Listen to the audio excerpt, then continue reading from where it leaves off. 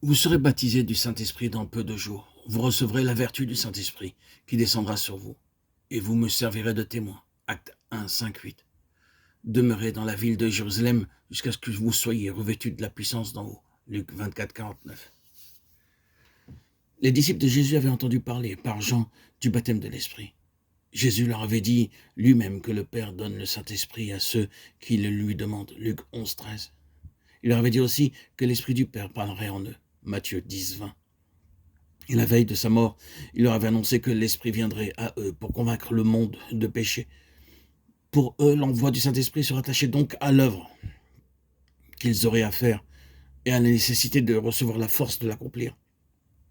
Aussitôt, quand notre Seigneur résuma ce qu'il leur avait déjà promis en ajoutant ces mots, « Vous recevrez la puissance du Saint-Esprit qui descendra sur vous et vous me servirez de témoin », ils ne virent sans doute là que la confirmation de ce qu'ils attendaient, une force nouvelle et divine, pour leur mission nouvelle et divine, pour le témoignage qu'ils devaient rendre de la mort et de l'ascension de Jésus.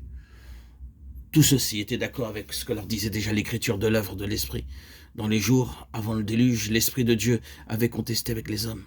Plus tard, il avait doué Moïse de sagesse, ainsi que les 70 hommes choisis pour gouverner Israël, nombre 11-16. Ils avaient aussi doué de sagesse ceux qui devaient construire le tabernacle.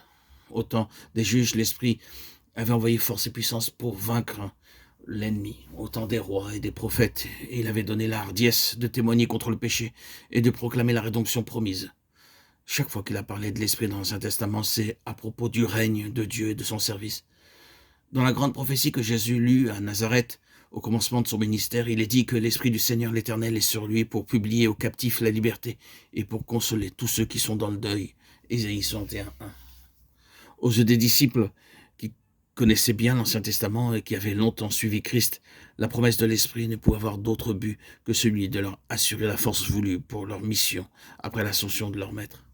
Tout ce que l'Esprit devait leur apporter, consolation, lumière et sainteté, tout devait concourir à les revêtir de force pour servir leur Maître.